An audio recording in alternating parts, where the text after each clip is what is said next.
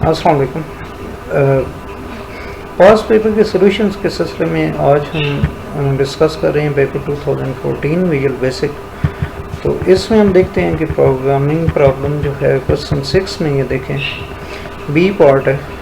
तो right a VB6 program that input 3 distinct numbers and finds and displays the middle one. एक program हमें लिखने को कहा गया कि जो 3 नंबर्स की वैल्यूज़ हमसे लेगा और उसमें से जो मिडल नंबर है ना वो फाइंड करके तो हमें दिखाएगा। मिडल नंबर मींस के विद रिस्पेक्ट टू वैल्यू जो है ना जो 2 नंबर्स के मिड में आ रहा है तो वो डिस्प्ले करेगा। जैसे कि सपोज करें हम 3 नंबर इंटर करते हैं 15, 30 और 70। तो उसमें आप देखें कि वैल्यू के लिहाज से ना जो 30 है वो उन दोनों के मिड में आ रहा है। तो क्योंकि 15 जो है वो मिनिमम है और इसी तरह 70 जो है वो हाईएस्ट है। तो अब इसमें देखें कि पहली जो 3 लाइंस हैं इसमें हमने ना यूज़र से वैल्यूज़ ले ली हैं तीनों नंबर की। तो इसमें हम स्ट्रेटजी ये यूज़ कर रहे हैं, इस प्रोग्राम की लॉजिक है कि हम पहले किसी एक नंबर को ना एज ए मिनिमम सपोज कर लेंगे। तो अब यहाँ पे देखें कि मिनिमम इज इक्वल टू ए। पहले हमने ना ए को सपोज कर लिया है, वो जो भी है तो हम कह रहे हैं कि वो मिनिमम है। तो अब नेक्स्ट देखें कि B is less than minimum then minimum is equal to B. तो अगर वो हम चेक करेंगे कि अगर बी की वैल्यू जो है ना वो मिनिमम से लेस है तो फिर ज़ाहिर है कि मिनिमम बी होगा और एंड इफ। और अगर C की वैल्यू मिनिमम से कम है तो फिर मिनिमम C होगा। तो यानी कोड के इस हिस्से में हम क्या चेक कर रहे हैं कि हम मिनिमम फाइंड कर रहे हैं यहाँ पे ना ये जो कोडिंग लाइंस हैं। अभी नेक्स्ट देखें कि हम ये चेक कर रहे हैं कि if minimum is equal to A, अगर मिनिमम ए था तो फिर क्या होना चाहिए। अब हमने वो मिड फाइंड करना है कि मिनिमम अगर ए है तो फिर मिडल नंबर जो है वो कौन सा है। तो देखें कि if B is less than C, तो ए जो है ना ए तो ऑलरेडी हमने यहाँ सपोज किया हुआ है भी ए जो है वो मिनिमम है। तो अगर ए मिनिमम है तो बाकी फिर 2 नंबर रह गए ना बी और सी। अब बी और सी में से सिर्फ हमने ये चेक करना है कि मिड में कौन सा आता है, क्योंकि ए जाहिर सी बात है कि ए तो मिनिमम हो गया। तो अब यहाँ पे ये देखें कि अगर B जो है वो C से लेस होगा तो B C से लेस होगा तो फिर जाहिर है कि B जो है वो मिड में आएगा। तो M is equal to B हम कर रहे हैं एल्स। और अगर इसके अपोजिट हो C जो है उसकी वैल्यू B से कम हो तो फिर C मिड में आएगा या मिडल नंबर होगा। और उसके बाद एंड इफ। इसी तरह ये जो कोड का सेगमेंट है ना यहाँ तो हमने ना ए के लिहाज से चेक किया है ना कि ए को मिनिमम हमने सपोज किया और उसके लिहाज से फिर हमने मिडल मालूम कर दी है। नेक्स्ट जो कोडिंग की लाइंस है ना इनमें हम ये सपोज कर रहे हैं कि बी अगर मिनिमम है, यानी अगर बी मिनिमम है तो फिर जाहिर है कि फिर सी या ए में से कोई मिड में आएगा। तो वही बात इधर हम चेक कर रहे हैं कि C मिड में आएगा या B मिड में आएगा, C मिड में आएगा या A मिड में आएगा, सॉरी। तो अब यहाँ पे देखें कि if A is less then C, तो अगर B तो मिनिमम है ना, वो तो सबसे छोटा है। तो अब A और C के दरमियान हमने डिसाइड करना है। तो अगर A जो है उसकी वैल्यू C से कम है तो फिर A मिड में आ रहा है, और अदरवाइज अगर ऐसा नहीं है तो फिर C मिड में आ रहा है।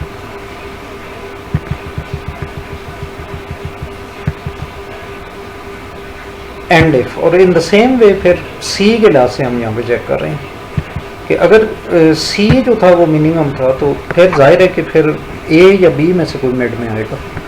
तो वो बात यहाँ पे हम चेक करें कि if A is less then B तो फिर A मिड में आ रहा है, तो M is equal to A हमने कर दिया। और else if B is less than A तो फिर B मिड में आ रहा होगा। तो एंड इफ। और उसके बाद ये उससे ऊपर से जो इफ़ की स्टेटमेंट चल रही थी ना उसका एंड इफ यहाँ पे होगा। तो फाइनली हम क्या डिस्प्ले करा रहे हैं कि print the middle number is and M। तो फाइनली जो है ना वो रियल मिडल में जो real number as a mid use हो रहा है तो वो यहाँ पे डिस्प्ले हो जाएगा। क्योंकि ये बात आप याद रखें कि जाहिर है कि एक वक्त में या तो ए मिडल में होगा या बी होगा या सी होगा, जाहिर है तीनों एक वक्त में तो नहीं हो सकते। तो इसलिए एंड पे जो भी वैल्यू एम की बनेगी ना वो या तो ए की वैल्यू होगी या बी की होगी या सी की वैल्यू होगी। इसके बाद नेक्स्ट देखें कि कौन सा प्रॉब्लम है। क्वेश्चन 7 है कि area of rectangle is the rectangles length multiply by its width. Write a program that asks for the length and width of two rectangles. The program should tell the user which rectangle has the greater area or if the areas are same. तो दो rectangles के हमने ना length और उनकी width enter करनी है और एरिया कैलकुलेट करके तो फिर कंपेयर करना है कि क्या वो इक्वल है आपस में या उसमें से लार्जेस्ट कौन सी है।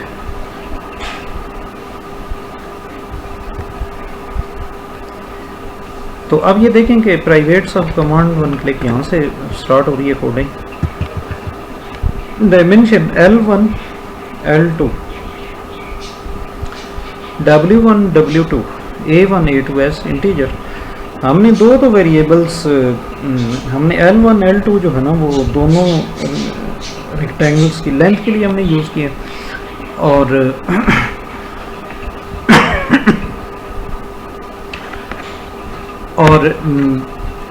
W1 W2 जो है वो दोनों रेक्टेंगल्स की विड्थ के लिए यूज़ किया है और A1 और A2 एरियाज़ के लिए। तो अब यहाँ पे देखें कि डायमेंशन उसके बाद आगे नेक्स्ट चलें वो तो खैर हो गया। अब देखें L1 L2 और W1 W2 की वैल्यूज़ ले रहे हैं हम नेक्स्ट 4 लाइंस के अंदर।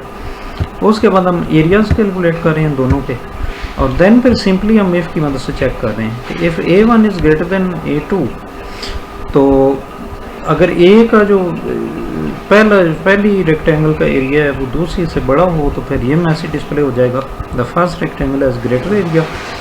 और अगर A2 इसके रिवर्स है वो A1 से ग्रेटर है तो फिर second rectangle has greater area.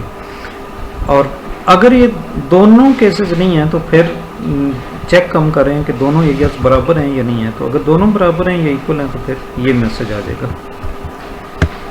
आगे बढ़ें। इसका बी पार्ट है right a VB6 program that should take a positive integer n as input. Your program should display the sine of all numbers between 1 and the number n। ये कह रहे हैं कि एक प्रोग्राम लिखें जिसमें एक पॉजिटिव इंटीजर नंबर लें इनपुट के तौर पे और आपके प्रोग्राम को क्या करना चाहिए कि आपको 1 से लेकर उस नंबर तक साइन मालूम करना चाहिए। ट्रिग्नोमेट्रिक फंक्शन साइन यूज़ होगा तो साइन कॉज और टैन वगैरह के फंक्शन विजुअल बेसिक के अंदर मौजूद हैं। तो उसी फंक्शन को हम यूज़ करते हुए ये प्रोग्राम लिखेंगे।